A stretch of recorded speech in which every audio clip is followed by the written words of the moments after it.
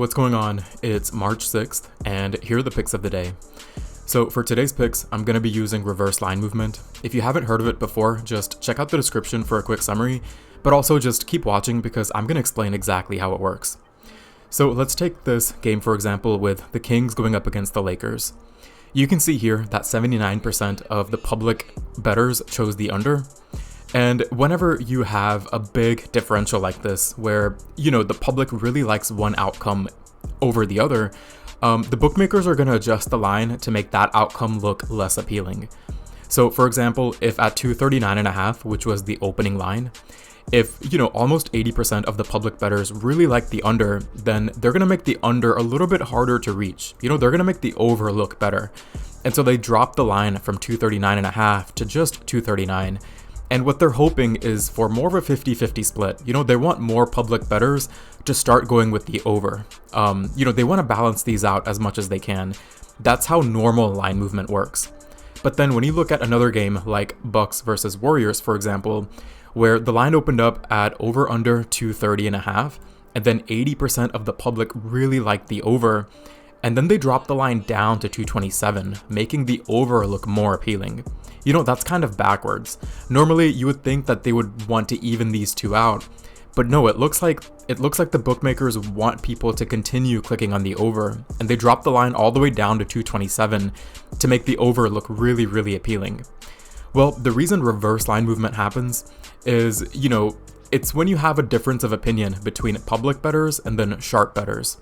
So sharp bettors are essentially the big money bettors. They're betting larger amounts, they have a better win rate, and these guys normally have a better success rate when it comes to betting.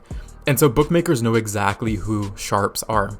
And whenever the sharps really like an outcome that the public doesn't like, bookmakers are going to want to adjust the line to make the outcome that they think will lose. They're going to make that outcome look really appealing because they only want to pay out 20% of people. If the sharps are correct, if this game is going to go under, then they'd rather pay out a smaller percentage of people. It's a profit move. So whenever you see an instance like this where the line starts to move backwards, it's best to go where the sharps are going. And so in this case, it would be to go with the under. It's best to go under the opening line. So, you may have to tease this a little bit to get it close to 230 or even higher.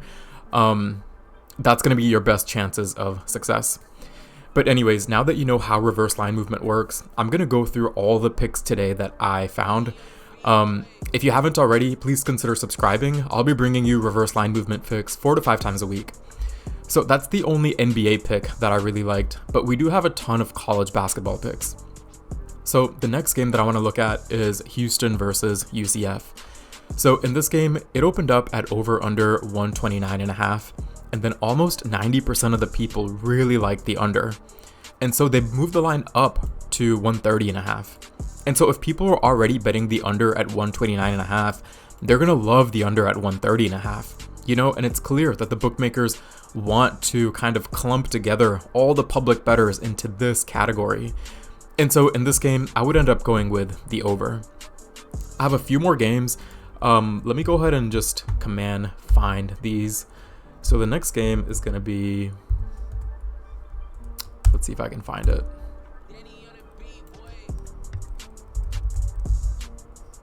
Okay, there it is. Fairleigh Dickinson versus Les Moines. Definitely pronounced that wrong. But this game opened up at over under 151.5. Almost 90% of the people really liked the under, and then they bumped it up to 152.5, meaning, the under is going to look even more appealing to like future bettors throughout the day. And so for this game, I would go with the over. The next game is going to be Florida Atlantic, so let me go ahead and search for that. All right, so in this game, it opened up at over under 134.5. 67% of the people really liked the under.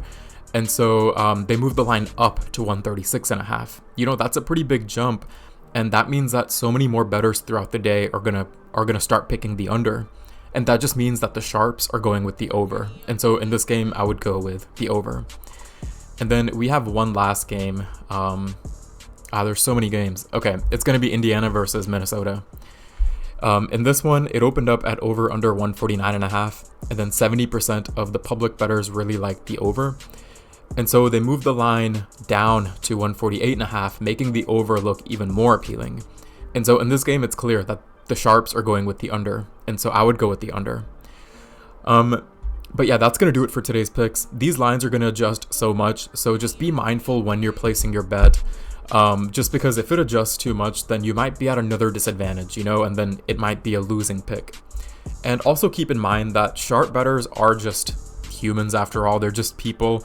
And so these don't necessarily mean it's going to be a winning pick. So you might have losing days as well. So just keep that in mind. But anyways, that's going to wrap it up for today's reverse line movement picks. Again, if you haven't already, make sure you subscribe and like the video. And I will see you all in the next one. Peace.